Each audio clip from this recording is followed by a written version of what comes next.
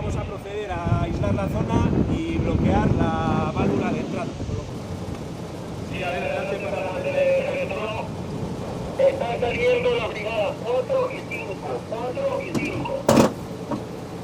Vale, gracias. Las brigadas 4 y 5, si pueden acercarse por el camino C1, Petronorrek ezarritako segurtasun protokoloen barruan, 840/2015 errege dekretuak araututako larrialdiko simulakroa egiten du urtero, Seveso 3 Europako araudiaren jarraibideekin bat etorriz.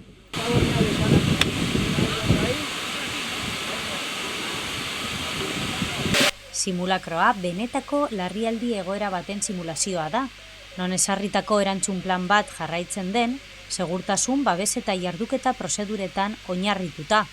Arrisku egoera hipotetiko bat ebastean datza, langileen parte hartze aktiboarekin eta ura arintzeko eta kontrolatzeko ezarritako bitartekoekin.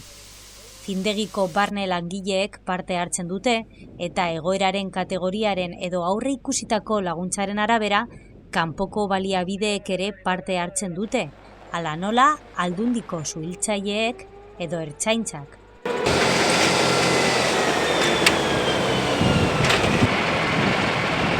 Helburua, larrialdi batean erantzuteko erakundearen eraginkortasuna ebaluatzea da. Langileen gaitasuna, aurreikusitako bitartekoen eta baliabideen egokitasuna, erantzunerako ezarritako jarduera prozedurak eta komunikazioa egiaztatuz. Entendido. Desde Plana Mayor, felicitar a todos los que habéis participado en clausura de la Plana Mayor.